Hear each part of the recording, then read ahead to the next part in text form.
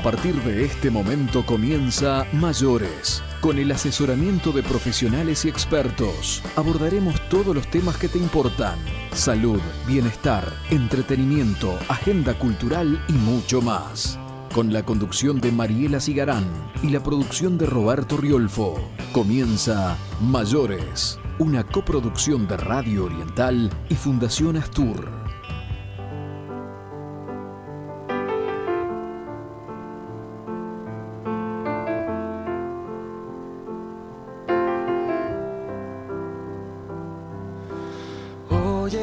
A ver su rostro sonriendo al despertar, cuánto amor brillando en sus ojos, recordando que es verdad lo que capto en su mirar. Cuando vuelvo, aquí te espero, hasta pronto.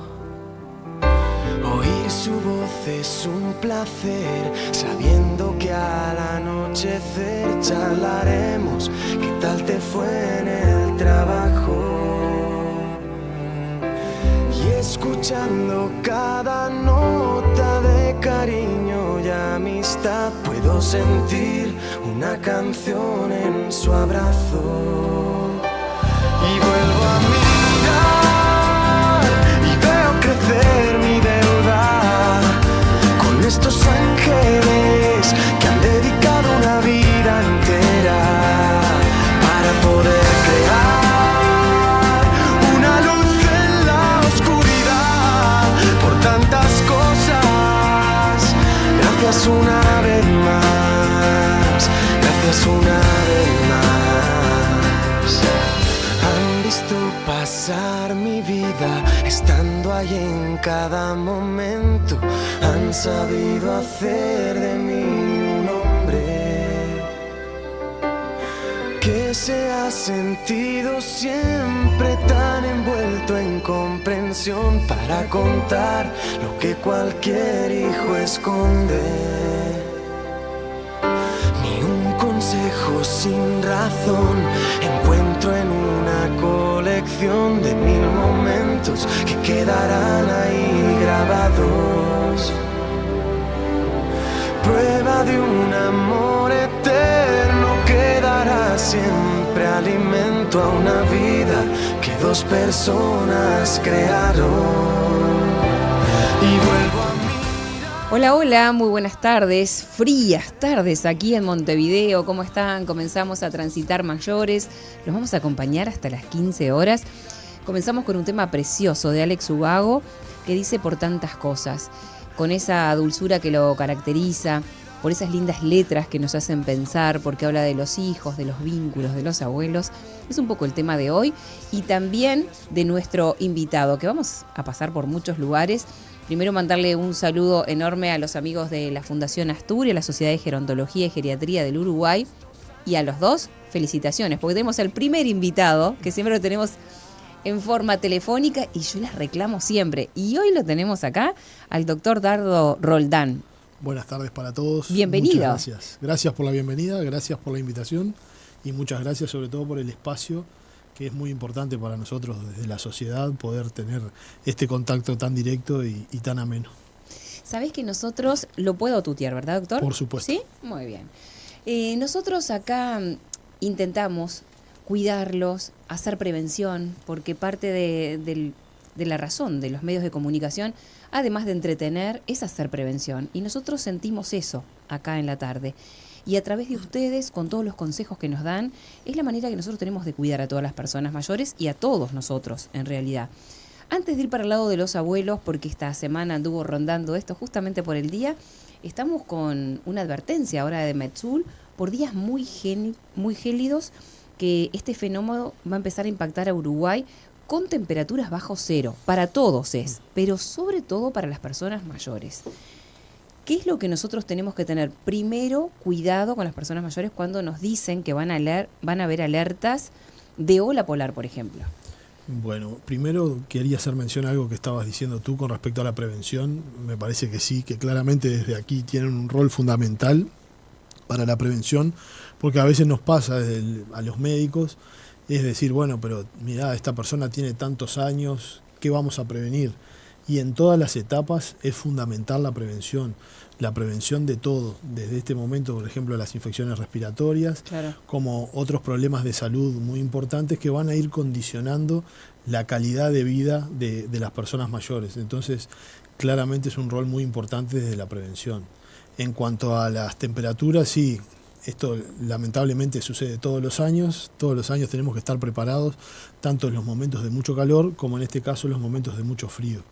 La principal advertencia es, sabiendo que pueden pasar estos eventos, primero es tratar del abrigo personal, de estar bien abrigados y no ponerse un abrigo, sino, como dicen, como si fuéramos una cebolla en capas. Varias capas. Exacto, que eso desde una camiseta, pasando por un buzo, luego una campera, eso es lo que nos va a ir ayudando a mantener el calor corporal y a limitar un poco las inclemencias del frío. Y después, en cuanto a la calefacción del ambiente, eso es donde tenemos que tener mucho más cuidado, porque lamentablemente hay algunos medios de calefacción que son peligrosos o que pueden ser peligrosos, y sobre todo en el uso prolongado con sobrecargas, por ejemplo, de electricidad, o el gas, que puede ser muy inflamable. Entonces tenemos que tener esa precaución y mucho cuidado en el uso de esos métodos de calefacción. ¿Calientacama sí o no? Calientacama sí, pero para calentar la cama. No para dejarlo encendido toda la noche. Eso no es lo más conveniente.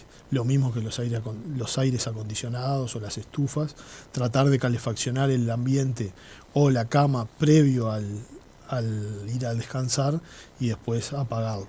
También es muy frecuente el uso de bolsas de agua caliente, porrones. Sí. Eso también, si los usamos, usarlos para calefaccionar y para calentar el lugar, la cama, el sitio donde vamos a estar, pero no directamente contra el cuerpo, porque a veces podemos no darnos cuenta y estar muy caliente. Sí, con este frío y nos pasamos y nos podemos lastimar. Exactamente, nos podemos quemar.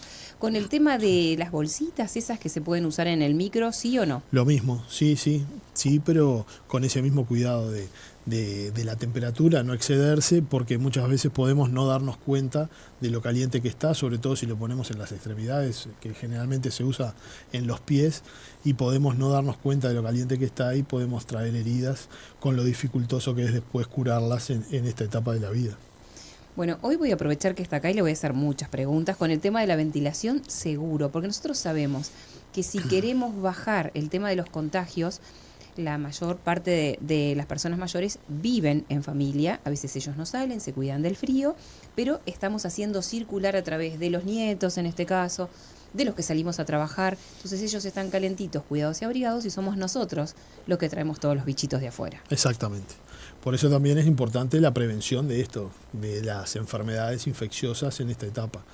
Ya estamos todavía en la etapa de que es útil la vacunación antigripal, y que nosotros desde siempre la recomendamos y sugerimos que se la administren en cualquier etapa durante la que esté la campaña.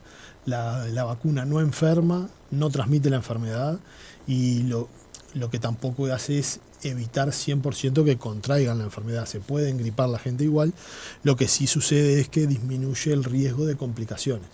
En esta etapa las infecciones no se viven de la misma forma que en otras etapas de la vida, entonces es muy importante que esta gripe quede solo en una gripe y no se transforme en una neumonía con una internación, y eso es lo que es la mayor utilidad de la vacuna. ¿Cómo estamos de ocupación ahora en los hospitales, sanatorios, CTI? ¿Cómo está? Y no tengo las cifras específicas de CTI. Sí están todos los servicios de salud con muchas consultas. Tuvimos un pico muy importante sobre fines de mayo y al inicio de junio. Que no se saturó, pero estuvo ahí. Y las estadísticas mostraban que era un poco menos que años anteriores, pero igual teníamos la sensación de que estaba todo el mundo enfermo. Entonces, por eso también en esta etapa la vacunación y lo que tú decías con respecto a la ventilación y a quién lleva los gérmenes es muy importante. Si hay alguien en la familia con un cuadro respiratorio, mantener la distancia. Capaz que dentro del núcleo familiar el uso de tapabocas es un poco llamativo o mucho, pero sí es importante tratar de proteger a las otras personas para que no contraigan todos la enfermedad, porque también lo que estamos viendo es que los síntomas son un poco más intensos que otros cuadros gripales, o sea, el decaimiento, la fiebre pueden ser un poco más intensos que en otros momentos, y la duración de los cuadros son más largos. Antes algo que se resolvía en 2-3 días, ahora dura 10, entonces a veces la gente se preocupa o se asusta y en realidad es que es lo que está pasando este año. Bueno, hay que cuidarse porque depende en el momento que te encuentre de salud y con las defensas altas, bueno, una gripe no pasa nada y estamos Exacto. ahí en cama 5 o 6 días, pero cuanto más mayor es la persona, estar en cama 5 días, 6 días, 10 días trae otras complicaciones. No quiero dejar pasar por alto el tema del el control de la presión arterial. En estos días tenemos que reforzar un poquito, si no vamos a consulta, ¿es necesario ir hasta la farmacia o acercarnos a hacer algún control? Sí, el control de la presión siempre es importante y en los días de frío puede haber variaciones. Hay personas que durante el invierno pueden tener un poquito más alta la presión y por eso a veces tienen indicado algún ajuste en sus tratamientos. Sí, claramente es conveniente extremar un poco más los controles, pero con estos días, si nos sentimos bien, no es necesario salir a la farmacia a tener enfriarte, frío claro. solamente para controlarnos la presión. Pero si tenemos la posibilidad y el acceso, sí, controlarnos un poco más de lo habitual. Bien, vamos derribando algunos mitos. El tema de la vacuna es re importante, que la mayoría de la gente que no se quiere vacunar, lo primero que te dice es no me voy a vacunar porque me vacuno y me engripo. Exacto. Y cada vez que tenemos nosotros la posibilidad de estar con un especialista, con un médico, siempre hacemos la misma pregunta, pero para que quede la gente tranquila, vaya a vacunarse, estamos a tiempo. La vacunación para el resto de los integrantes de la familia, porque ahora es para mayores de 65 años, mayores de 80 años, pero si estamos conviviendo con ellos, podemos decir, convivo con una persona mayor. No, lo que estuvo en franjas fue la campaña, el inicio, para ordenar, se ponen franjas de edad de prioridad. Uh-huh. Entonces se prioriza a los niños y a los adultos mayores, a las embarazadas o a las personas que están inmunodeprimidas. Pero luego en el correr de la campaña la vacuna es conveniente que se la dé toda la población y sobre todo la que está cerca de personas mayores o niños para tratar de disminuir el contagio de esta enfermedad. Perfecto. Bueno, dejamos el tema de la gripe, del frío, pero teníamos que traerlo acá y vamos a hablar de los abuelos, porque nosotros hicimos un especial y nos han visitado de todo, cantantes, gente que está en los coros, músicos, y nosotros queremos saber cuál es el rol que cumple el abuelo en la familia, que nosotros a veces estamos comparando con otros países o con otras culturas donde se los venera y a veces sentimos que las personas mayores en Uruguay no se los cuida tanto. ¿Cómo lo ve la familia en su criterio al adulto mayor, a la persona mayor? Esa visión que hacen en otros lugares y acá es muy variable y dentro de la familia también es muy variable. Lamentablemente la visión que la sociedad tiene de las personas mayores es de la persona mayor que está limitada en sus funciones, que no ve, que no oye. Cuando vemos un reclame de algo en la televisión que quiere ser para personas mayores, siempre están encorvados de lentes y de bastón. Sí, son todos abuelitos que están casi por tejer. Exactamente, y en realidad, si uno hace un análisis de la realidad, las personas mayores muchas veces son las que tanto en la sociedad, en la familia, pero también en las empresas, en los estados de gobierno, en todos lados, son las personas que ocupan los cargos que generalmente definen las cosas, sobre todo en la familia, sí. y ocupan roles muy importantes. La mayor parte de las personas mayores están en actividad, están activas, están bien y cumplen un rol fundamental en la sociedad. Y dentro de la familia muchas veces son las encargadas de transferir los valores, la cultura y aparte muchas veces son el sostén económico de la familia. Y no solo hacen la transferencia cultural y de valores y del cuidado de otras generaciones, sino que son el sostén económico y administrativo de la familia.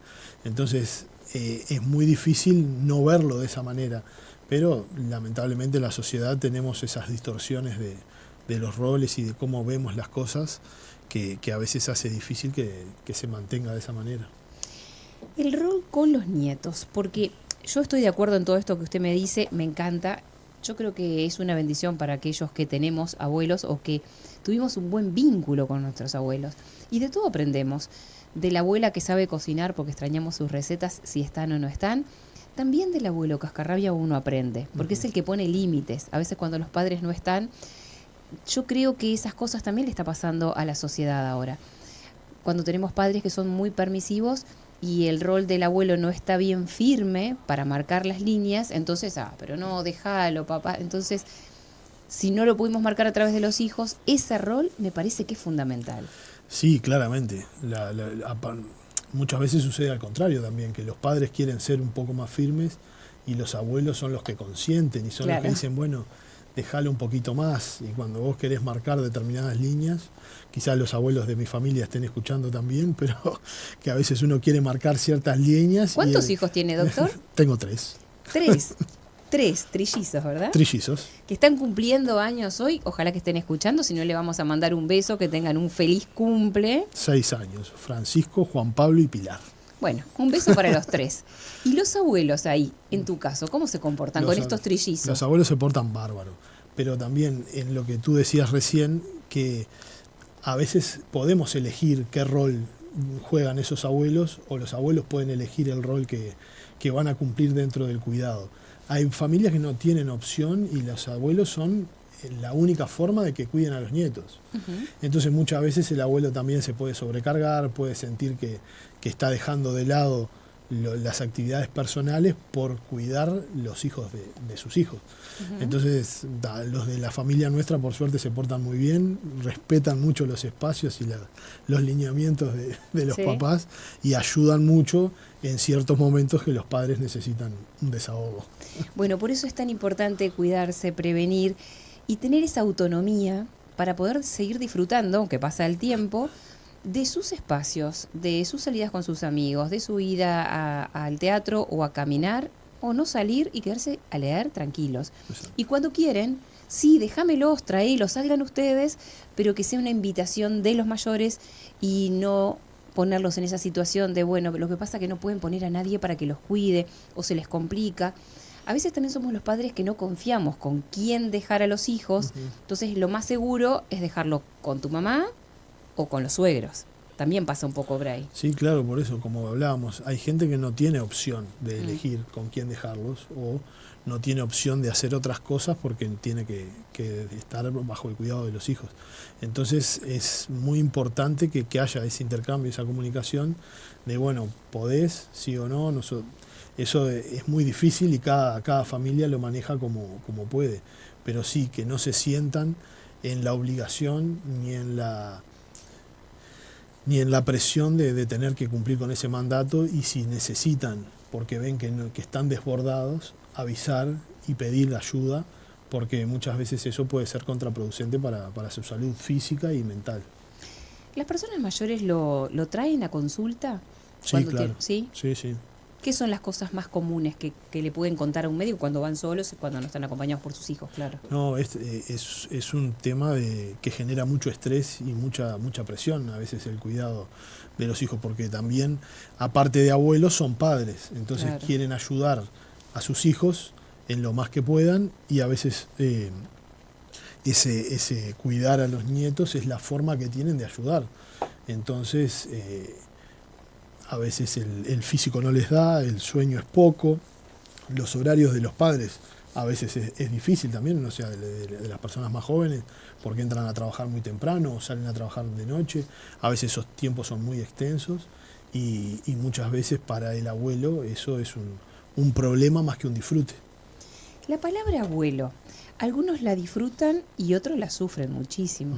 Hay algunos que les enseñan, sobre todo las mujeres, algunas que son muy coquetas, el nombre para que no le digan abuela. Sí. Estamos hablando de las abuelas más jóvenes, ¿no? No digo que le digan tía, algunas se deben estar riendo en la casa y me dicen, no, Mariela. Sí, en serio, les enseñan a decir el nombre. Que le digan tía. Claro, o que le digan el nombre, o el tipo un sobrenombre para no tener que enfrentarse a la palabra. Hay personas que no aceptan el paso del tiempo y sufren cuando llegan a esta etapa de ser abuelos. Y sí, hay de todo. El tema del término en particular generalmente es la connotación con la que uno se lo da. Muchas veces la palabra abuelo, vieja, a veces nos encontramos en esa situación de no saber cómo nombrarlo. También pasa con los más jóvenes, o cuando van al pediatra y dicen padre, madre, que a veces los nombran por el rol y en realidad no tiene por qué. Claro. Y el abuelo en realidad las personas mayores pueden en algún momento sentir ese paso del tiempo o no querer que el tiempo pase y los transforme en abuelos. Sobre todo esos que son más jóvenes, los que son los que ya son abuelos hace tiempo, lo llevan con mucho orgullo, me parece. Doctor, ¿a partir de qué edad nosotros deberíamos comenzar a visitar a un geriatra si no lo han indicado, por ejemplo? A partir de los 65 años. ¿En serio? Exacto. ¿Sí? Sí. Cuando estamos tan vitales, tan activos y trabajando todavía. Exacto, porque ¿Sí? como hablábamos anteriormente, es muy importante la prevención. Empezamos con chequeos ahí, por ejemplo. Claro, porque la forma de enfermar ha ido cambiando. Antes, siglos atrás y años atrás, uno contraía una infección y se moría. La expectativa de vida eran 30, 40 años. A medida que fueron apareciendo las innovaciones en el cuidado de la sociedad, lo sanitario, el manejo de los residuos y a su vez aparecen los antibióticos y las mejoras en los tratamientos, la forma de enfermar fue cambiando y ahora la expectativa de vida es mucho mayor y la forma de enfermar es diferente, sobre todo condicionadas con la calidad de vida. La hipertensión arterial, la diabetes, los problemas cardiovasculares, los accidentes cerebrovasculares. Entonces eso lleva una prevención a largo plazo y es lo que nos va a condicionar la calidad de vida en el futuro, porque es lo que nos va a provocar si tenemos un infarto en el corazón, un infarto en la cabeza, un problema en las articulaciones, como si tenemos artrosis, poliartritis, son todas cosas que nos van a ir limitando. Cuanto antes empecemos a tratar o a buscar esas cosas, más tiempo para adelante vamos a tener sanos y libres de dependencia. Bueno, nosotros lo vemos también en las publicidades cuando te muestran a un abuelo o a una abuela saliendo al encuentro de sus nietos, corriendo. Entonces te dicen, bueno, claro, si tomas algo, podés seguir disfrutando de esa actividad. El ejercicio físico para poder alzar a los nietos tranquilos, para disfrutar y todo lo demás. ¿A partir de qué momento, si la persona no ha hecho ejercicio nunca, o siempre estamos a tiempo de empezar a tonificar el cuerpo? Siempre estamos a tiempo. Y no siempre las pastillas son la solución. No siempre es con un remedio que podamos... Que calme el dolor. O que vamos a disfrutar la vida. Es muy importante. Lo más importante son los cambios en el hábito de vida y la vida saludable. En cuanto a la alimentación y al ejercicio y a los hábitos de descanso y todo lo que uno hace a lo largo de la vida, que es lo más difícil de modificar. Si no, todos estaríamos espléndidos, pero no es así. Entonces es muy importante el ejercicio en cualquier etapa, lo que sí, siempre supervisado por alguien que sepa y sobre todo controlado por el médico. Claro, Porque, primero voy al médico y pregunto, exacto, ¿cómo estoy para empezar? Exacto, porque de acuerdo a cómo estamos es lo que podemos hacer. En esta etapa lo más importante es tener fuerza y equilibrio. Y para eso muchas veces no es necesario hacer grandes distancias o grandes cosas. Sí. Simplemente con ejercicios, estando quieto, de fortalecer los músculos y después ejercicios leves de yoga, tai chi, muchas veces nos dan el equilibrio que vamos a necesitar en el futuro para poder agacharnos y levantar a los nietos. Los voy a invitar que entren a ver en Fundación Astur, en la página. Hoy vi unas cuantas señoras mayores divinas haciendo tai chi, sentadas en una silla con bastones, haciendo rotación del torso, sacándose el frío. Y otro gran beneficio que nosotros vemos en el cambio de hábito, estar de buen humor. Si me equivoco, si no me sale, reírme, buscar situaciones para sentirnos bien, que eso yo creo que es fundamental en todos los momentos de la vida, pero sobre todo cuando nos hacemos un poco más grandes y a veces los recuerdos pesan y a veces estamos un poco solos, entonces vincularnos con otros, volver a reírnos, escuchar música, es lo que nos hace sentirnos bien. Exacto, es muy importante buscar cosas para hacernos sentir bien. Sobre todo es una etapa de la vida diferente porque todas las etapas son diferentes, desde que uno es niño va creciendo, pero es la única etapa que se ve como algo que no es tan bueno. Porque cuando pasamos de niño chico a escolar, de escolar a liceal, todos lo vamos viendo como un éxito, como algo bueno que nos va pasando en la vida. Pero cuando llega la etapa de ser mayor, de jubilarnos, lo vemos como algo muy malo, o una pérdida o un duelo, y en realidad es una etapa más de la vida que tenemos que vivir y que tenemos que seguir disfrutando de las mismas cosas que disfrutábamos en otra y tratar de buscar la forma de estar bien y de sentirnos bien. Hace unos días vino un invitado divino que están haciendo, que ya no es una experiencia, es una realidad, del primer residencial intergeneracional que están frente a una guardería. Entonces, en algunos recreos, en algunas actividades, los chiquitos van a visitar a estas personas que están en la residencia, que no son sus abuelos, pero esos niños capaz tampoco tienen abuelos y comparten ahí. Y siempre le decimos, hay personas que a veces llegaron a la etapa adulta y no tuvieron hijos y no tienen nietos, pero siempre tienen la posibilidad de encontrar ese beneficio de estar con otras edades. Sí, claro, pero eso también, la vida muchas veces nos acerca a gente que no tenemos un vínculo familiar, pero lo sentimos como propio, ya sea un tío de la vida, un hermano de la vida, y también es muy importante mantener esos vínculos a lo largo de toda la vida y fomentarlos si no los tenemos, y buscarlos también, porque es muy importante el aspecto social y grupal, y en esta etapa de la vida funciona como un factor protector siempre tener a alguien alrededor a quien recurrir, o que si nos pasa algo se note que nos pasó algo y buscar ayuda.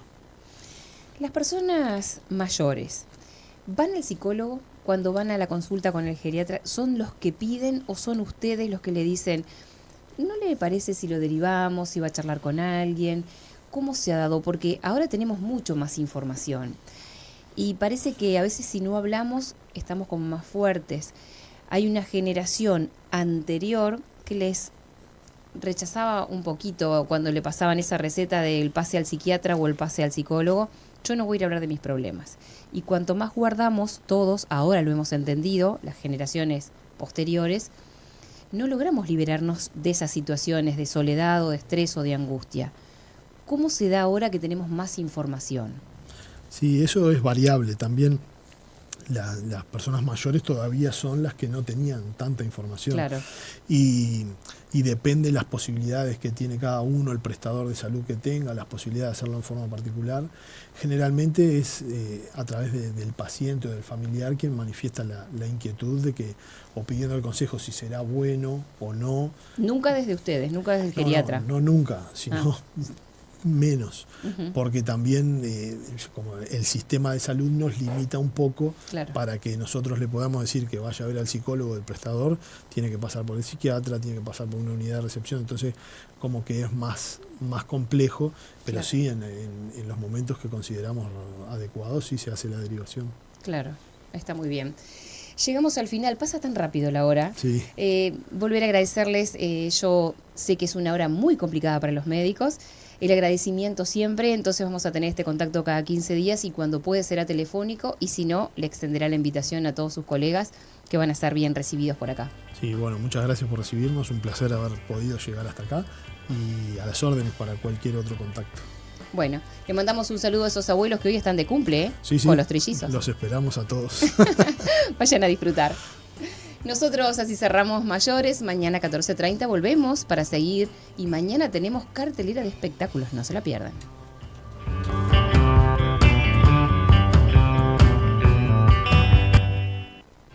AM 770